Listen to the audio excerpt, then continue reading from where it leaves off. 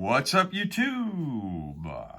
Top City 5401 here, and I just saw a really cool video on YouTube on the For Collectors channel. Clemente Collector was interviewing a couple of guys that collect 90s cards. One of them I was semi-familiar with. I'm friends with his dad, and the other guy, I don't know who he is. I still don't know who he is. But I'll put a link down below to the video because it really got me wanting to look at some 90s cards. I used to feature primarily 90s cards on my channel, especially like the insert cards similar to what you're looking at here in the background on this video.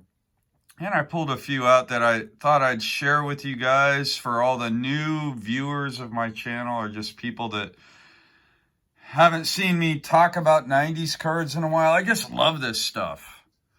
Here's one of my favorites here. This is a 98 Pinnacle, and this is the gold artist proof.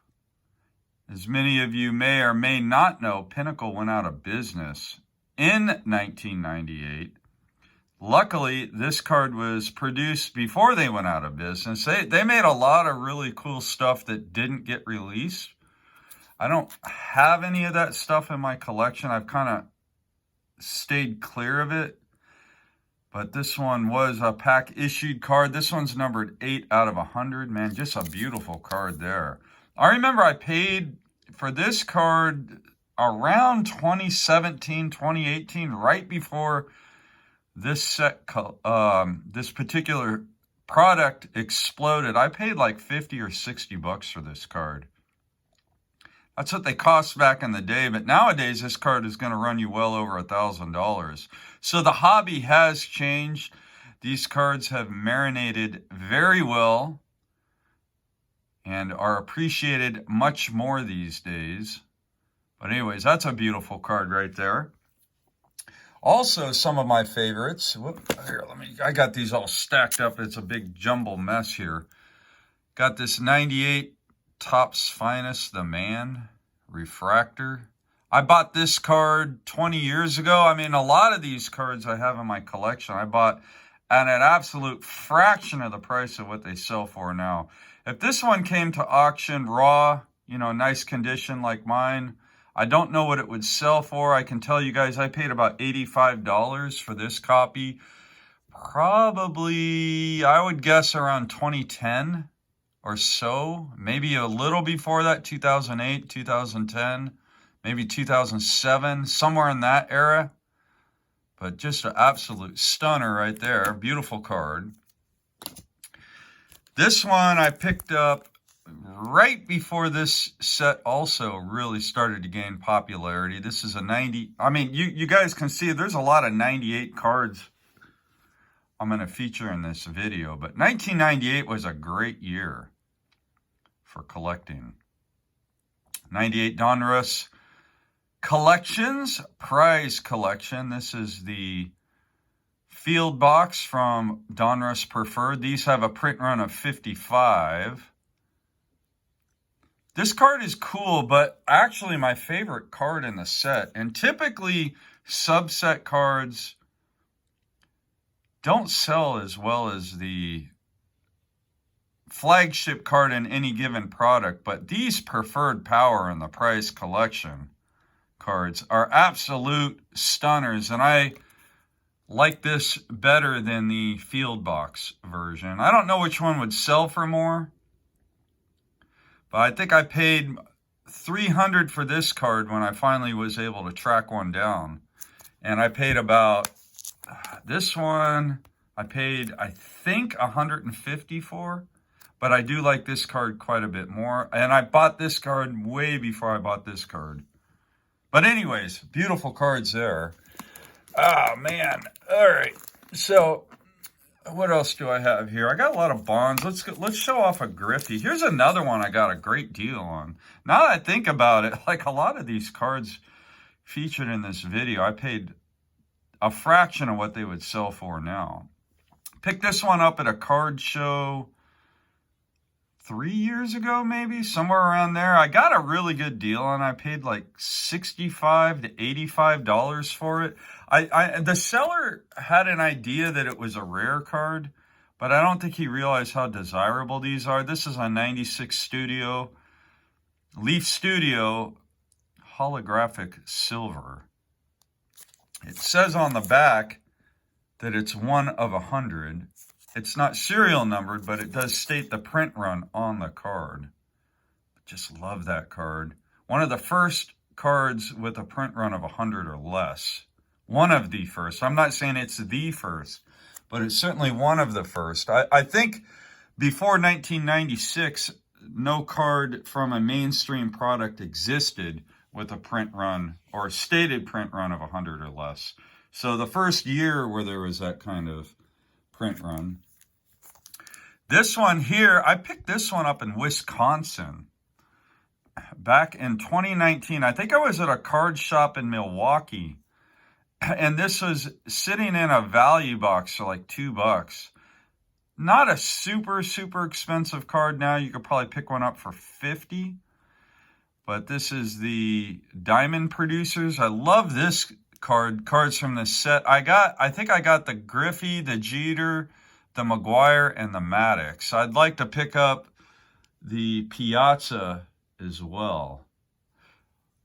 At some point I'll pick up the Piazza, maybe the Ripken, a few other guys. I love these cards, but this card is beautiful. When I mean, some, not all, this is an acetate card. It does have a little bit yellowing on it.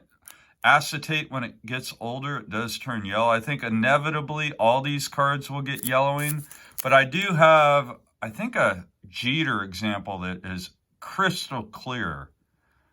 So they're not all yellowed. I think it has to do with sun exposure. And the more sun exposure these cards get, the yellower they are. But what I love about these cards is they're embossed. So the image of Maddox is embossed, has a cracked ice shine technology, what would be known today as cracked ice. Also, it's acetate, and it is die cut. Several technologies going on. Beautiful cards. I think this is a 99? Yeah, 1999. Man, what a great card that is. This one I picked up at the National. It was the last day of the 2023 National. I was doing my last walkthrough, and I saw this card at a table. And the seller wanted $120 for it. And I couldn't whip out my $120 cash quick enough, and I scooped it up. Fantastic addition for my McGuire collection. If you guys aren't familiar with this card, it's made out of steel. And then it has a dome. Of course, you got the steel with the chrome refractor technology. And then there's the dome that's on it. It's about, I'd say, a 1/16 of an inch thick. And it's almost like a rubber and plastic combo. It's not really plastic or rubber. Not sure exactly what the material is. It's very tacky. And this card would glisten if it wasn't in a magnetic with a penny sleeve over the front of the magnetic and a team bag. So there's like 4 layers of plastic. But when you have these in hand, I'm not going to take it out, but when you have them in hand, they're gorgeous. Gorgeous cards. Here's a 98 Topps Chrome refractor of Ken Griffey Jr. Does have a little bit, well, I wouldn't say a little bit of greening. I'd say it has a whole heap of greening. Back in the 90s, Topps Chrome, when this technology was new, they used copper in the ink. And as we all know, when copper oxidizes, it turns green. And that's why these refractors will have that green tint to it that didn't exist when they were brand new. But still, I bought this card probably around 2000, maybe 2001, and I probably paid about $30 for it back then. So nice refractor of Griffey.